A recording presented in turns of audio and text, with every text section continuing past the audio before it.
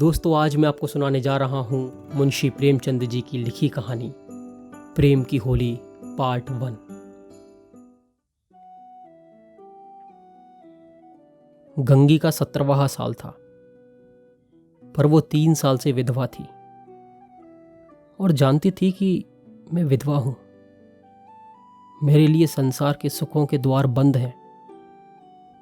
फिर वो क्यों रोई और क्यों कल्पे? मेले से सभी तो मिठाई के दोने और फूलों के हार लेकर नहीं लौटते। कितनों का ही मन तो उन सजी दुकानों को देखकर ही खुश हो जाता है। गंगी खाती पीती थी, हंसती बोलती थी। किसी ने उसे मुंह लटकाए अपने भाग्य पर रोते नहीं देखा। घड़ी रात को गोबर निकालकर गाय बैलों को सानी देना, फिर उपले पाथना उसका नित्य का नियम था। तब वो अपने भैया को गाय दुहाने के लिए जगाती थी, फिर कुएं से पानी लाती। चौके का धंधा शुरू हो जाता।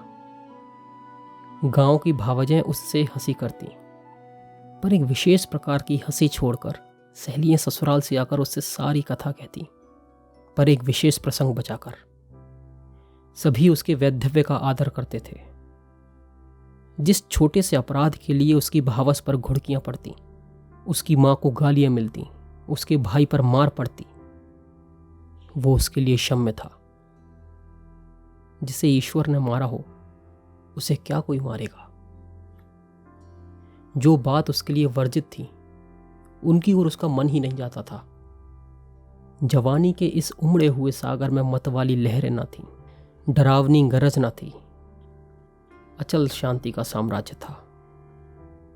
होली आई। सब ने गुलाबी साड़ियां पहनी, पर गंगी की साड़ी ना रंगी गई। मां ने पूछा, बेटी तेरी साड़ी भी रंग दूं? गंगी ने कहा, नहीं अम्मा, इसे यूं ही रहने दो। भावज ने फाग गाया। उसे इसी में आनंद था। तीसरे पहर दूसरे गांव के लोग होली खेलने आए। ये लोग भी होली लौटाने जाएंगे।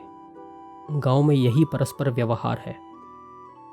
मेकू महतो ने भंग बनवा रखी थी। चरस, गांजा, माजूम सब कुछ लाए थे। गंगा ने ही तो भांग पीसी थी। मीठी अलग बनाई थी, नमकीन अलग बनाई थी। उसका भाई पिलाता था, वो हाथ धुलाती थी।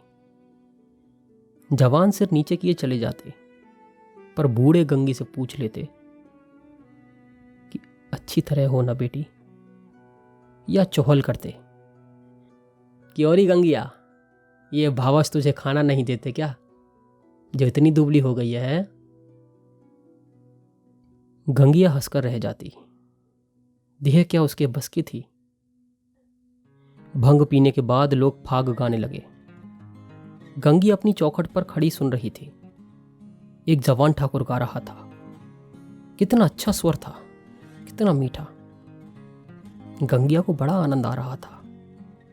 मां ने कई बार पुकारा उसे, पर वो कहाँ सुनने वाली थी। वो ना गई। एक बार गई भी तो जल्दी से लौट कर आ गई। उसका ध्यान उसी गाने पर था। न जाने क्या बात उसे खींच लेती थी, उसे बांध लेती थी। जवान ठाकुर भी बार बार गंगा की ओर देखता और मस्त हो होकर गाता। उसके साथ वालों को आश्चर्य हो रहा था, ठाकुर को ये सिद्धि कहाँ से मिल गई।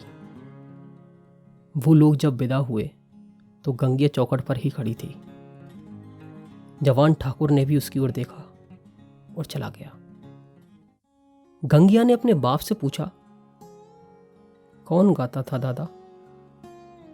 मेकू ने कहा, कोठार के बुद्धू सिंह का लड़का है, गरीब सिंह। बुद्धू सिंह रीति व्यवहार में आते जाते थे, लेकिन उनके मरने के बाद उनका यही बेटा आने जाने लगा है। गंगी, पर यहां तो पहले पहल आया है दादा। मेकू बोला, हाँ, और तो कभी नहीं देखा। मिजाज तो बिल्कुल बाप के जैसा ही है, और बोली भी इसकी मीठी ही है बाप की तरह। घमंड तो बिल्कुल नहीं है इसे। बुद्धू के बखार में अनाज रखने को जगह न थी, पर चमार को भी देखते तो पहले हाथ उठाते। वही इसका भी स्वभाव है।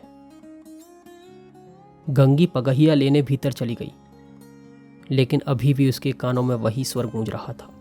कई महीने गुजर गए। एक दिन गंगी गोबर पात रही थी। सहसा उसने देखा कि वही ठाकुर सिंह सिर झुकाए द्वार से चले जा रहे हैं। वो गोबर छोड़कर उठ खड़ी हुई। घर में कोई मर्द न था, सब बाहर चले गए थे। ये कहना चाहती थी कि ठाकुर बैठो, पानी पीते जाओ, पर उसके मुंह से बात ना निकली। उसकी छाती कितनी जोर से धड़क रही थी उस समय। उसे एक विचित्र घबराहट होने लगी। क्या करे, कैसे उसे रोके? गरीब सिंह ने एक बार उसकी ओर ताका भी और फिर आंखें नीची कर ली। उस दृष्टि में ऐसी क्या बात थी कि गंगी के रोए खड़े हो गए थे। वो दौड़ी, घर में गई और मां से बोली, अम्मा वो ठाकुर जा रहे हैं, गरीब सिंह। मां ने कहा, किसी काम से आए होंगे। गंगी बाहर गई तो ठाकुर चला गया था।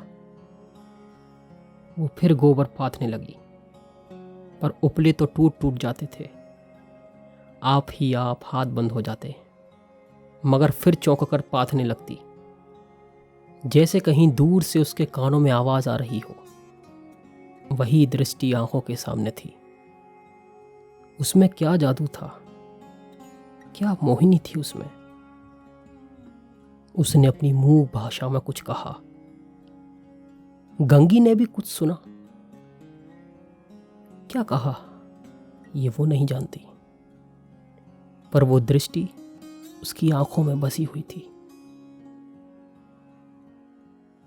रात को लेटी तब भी वही दृष्टि सामने थी। स्वप्न में भी वही दृष्टि दिखाई दी। मानो गंगी तो जैसे गरीब सिंह के ख्यालों में ही खो गई थी।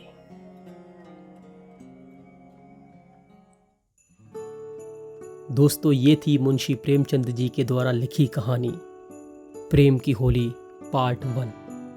आगे की कहानी आप जानेंगे प्रेम की होली पार्ट 2 में।